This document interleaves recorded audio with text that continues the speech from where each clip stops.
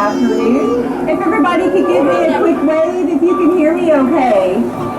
All right, Jambo is Swahili for hello, and Swahili is one of the most common languages spoken in Africa. Before we get too set on our safari, I'm going to ask that everyone stay seated through the entire ride. If you have a child 3 or younger, please place them on the lap of an adult. There's no smoking, food, or drink allowed unless you're drinking water. And please keep your arms, legs, and any other objects inside the train car at all times. Now that we have that out of the way, Twin Day, let's go.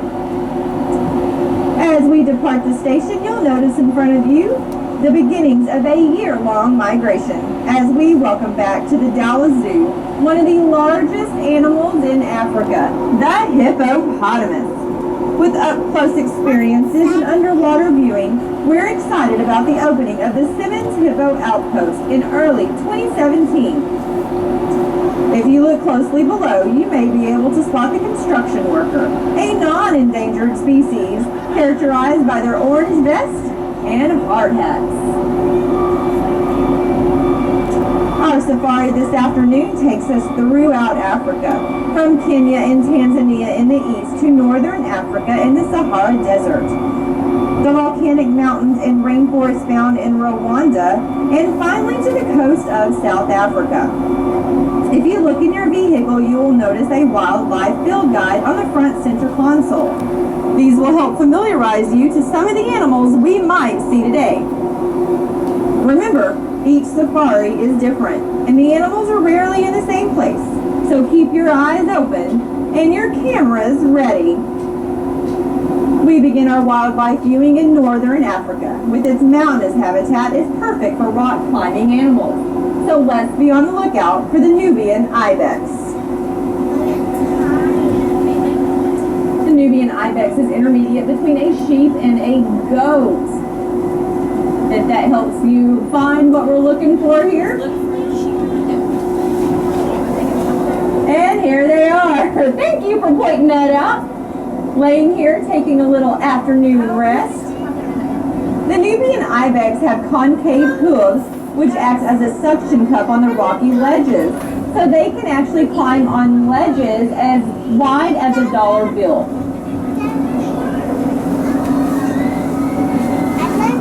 The Nubian Ibex, their babies are up and moving 3 hours after birth, which helps keep them safe from predators.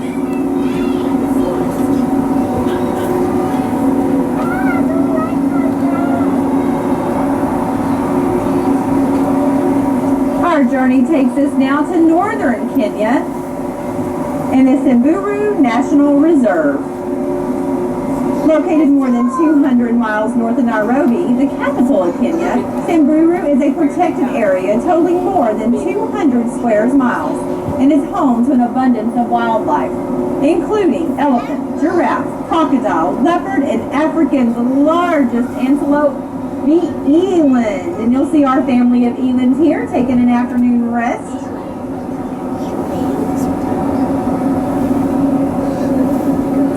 The eland is Africa's largest antelope, but it's also the slowest antelope, only reaching speeds of 25 miles an hour. And being that slow, they have to have some tricks to get away from predators. They can actually jump 10 feet in the air from a standing position. And when they jump, it startles their predator so they can make their getaway. The eland has also been domesticated through Africa for its milk. The eland's milk has 3 times more protein than cow's milk.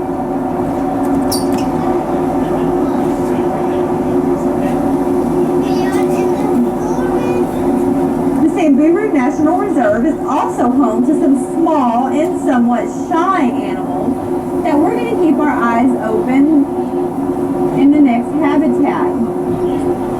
We are looking for a little shy antelope called the dik-dik. The dik-dik is only 18 inches tall, and he's very shy and he's good at hiding. So if you see him, point out to your neighbor, I'm looking. And if we don't see him, I apologize. I can't make him come out. I wish I could call him and he would come out.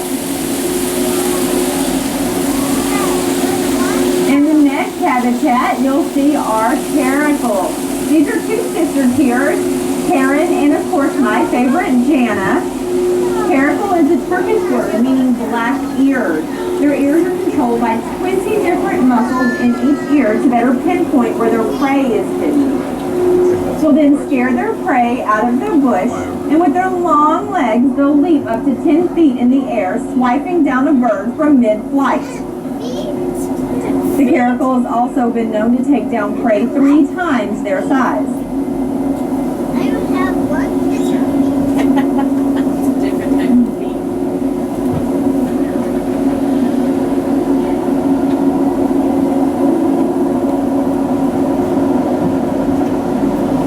And if you listen very closely, you'll hear our next habitat before you see it.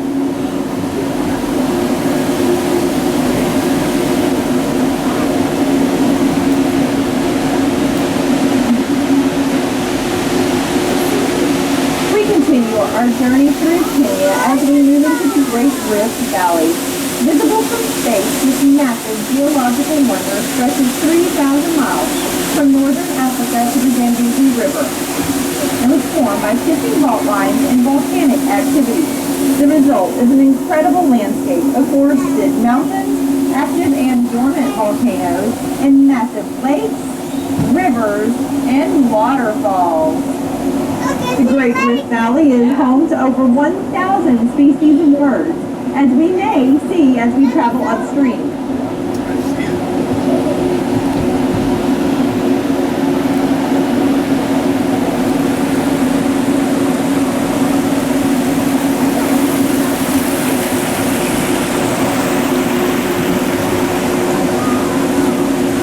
As we travel under the waterfall, you'll notice a hut. Many tribes in the valley use huts similar to the one you see here to earn their living, like catching fish for sale and trade. And right here on the island, running from us, are a couple of blue-winged geese. I'm going to let you sit back and relax, and I'll catch you on the other side of this waterfall.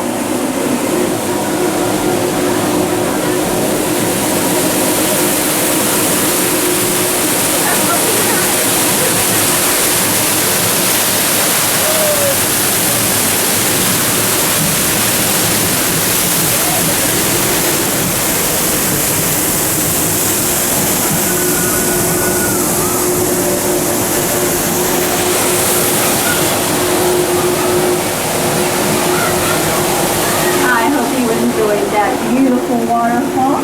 Across the river there, you'll see a couple of blue or Stanley's cranes. They are the national bird of South Africa. They even grace their money.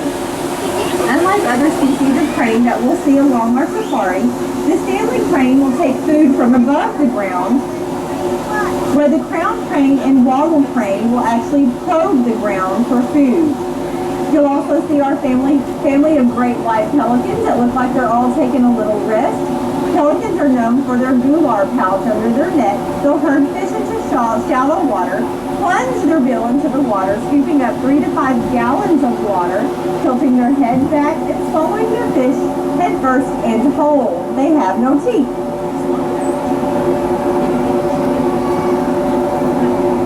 Bongo antelope can also be found on the slopes of Mount Kenya. The bongo antelope, identified by its chestnut red coat and white stripes, are critically endangered.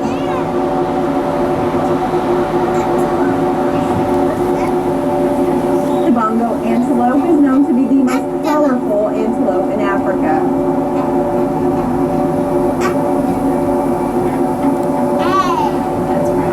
Climb out of the beautiful Great Rift Valley, we now make our way into the more hospitable places on Earth. The largest desert in Africa, the Sahara Desert. At more than 3.6 million square miles, the Sahara Desert is practically the size of the United States. Some areas of the Sahara Desert receive less than 1 inch of rainfall a year. And that's what makes these antelopes, the addax, a perfect animal to live in the Sahara Desert. They've been known to go months and even years without a drop of water.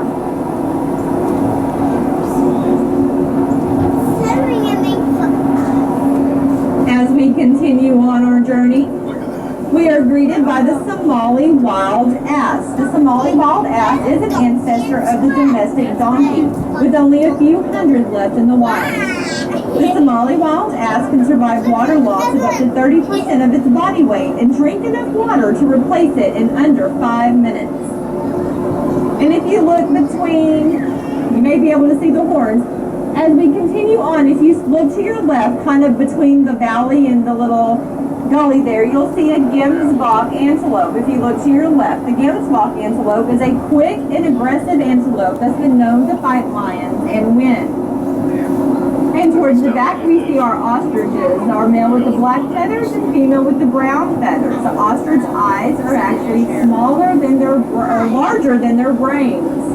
Bless their hearts, poor birds. And this very handsome fella that we're passing now is our lappet-faced vulture. The lappet-faced vulture is Africa's largest vulture with a wingspan of up to 9 feet. With the only beaks big enough and strong enough to tear open carcasses, the lappet-faced vulture is usually the first on scene. They are nature's garbage men, consuming dead animals, reducing disease, and keeping wild places clean. If you look to the left, you'll see our Inyala antelope. The Inyala antelope are a private antelope. They are active mostly at night. They are thought to be one of the beautiful antelopes in Africa. They will follow troops of baboons eating the fruit that the baboons will drop, which can be life-threatening for the Inyala's young. The baboons have been known to eat them. As we approach the more open grasslands of the Serengeti, be on the lookout for a wide variety of bird and mammal species. Now's a great time to use that field guide and see just how many you can spot. But I'm going to help you out. In the back, laying down, we have a pair of lesser kudu. To the left, we have a black-crowned crane. In the very back with a black stripe down his side is a Thomson's gazelle. Here at the front, the gray and white birds, one's having, looks like a lunch there, is a marabou stork. Followed by another pair of lappet-faced vultures. And the bird in the back that looks like it's nesting, though it's actually eating, is a secretary bird.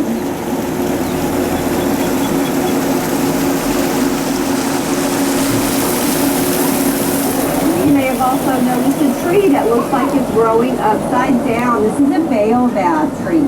The word baobab means upside down. It's also known as the tree of life. This tree can be life-saving in drought conditions. It holds hundreds of gallons of water, and people and animals alike can go and peel the bark away and get a nice drink of water. If you remember the movie The Lion King, Rafiki lived in the baobab tree. The word Rafiki means friend in Swahili.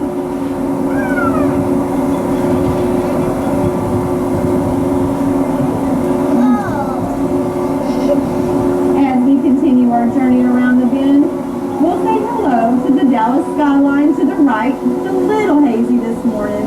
And then our chimpanzee family here at the Dallas Zoo. We have 2 generations of chimpanzees. And in the center, you'll see baby Mashindi with Mama Ramona and some aunts and uncles and 7-year-old brother Kona. Kona's climbing down now. Chimpanzees have been known to make tools and pass the tools and the knowledge of them down generation to generation. Chimpanzees also teach their young how to behave in social standards, much as we would teach our young how to behave in social settings. Here at the zoo, after a meal, sometimes you'll see the male chimpanzee do a perimeter check around their area. Chimpanzees do this in the wild too. They make sure there's no unwanted guests, like leopards.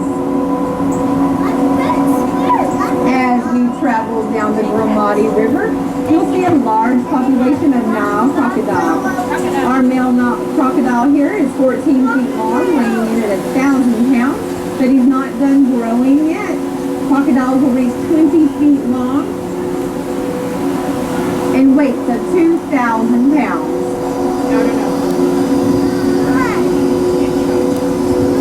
As we travel into Botswana, you'll find the wattled crown, named for the wattled under its neck. The wattled crown is a monogamous bird, which means they mate for life.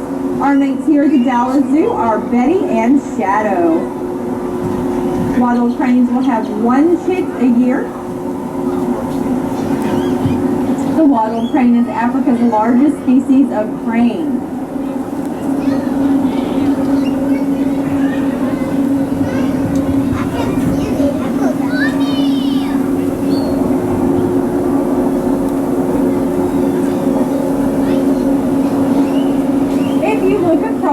Straight ahead, you'll see the J. L. Hammond Research Center and our lowland gorilla habitat.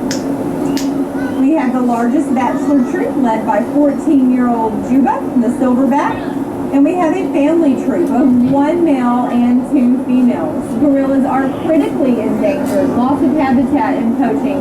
Their numbers are at a quick decline. We can all have one step into helping the gorilla keep from losing their habitat, and that is recycling our cell phone batteries. Material found in the battery is actually mined for in Africa. Please stop by and visit the Gorilla Research Station, say hello to our troops, and learn all about the Diane Fossey Foundation. With your support today, the Dallas Zoo is helping the Diane Fossey Gorilla Fund International Project. Protect gorillas through daily monitoring and anti-poaching efforts. For that, we say Asante Sana. Thank you.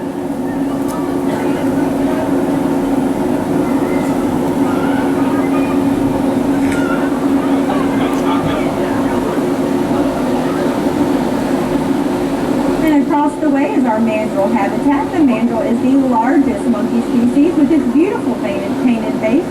Make sure on your way out of the wilds of Africa, you stop by and say hello to Obi, who just turned 2 on Wednesday.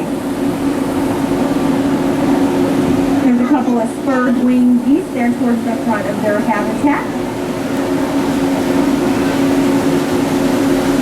As we journey high above the ground, below you will see some black and white birds found near the southernmost tip of Africa, around Cape Town. The African black-footed penguin have lost 90% of their population in the past 10 years. Declared endangered in 2010 with no sign of the population decline trend slowing down. Loss of nesting habitat, overfishing of their food source, and pollution have all contributed to their struggle.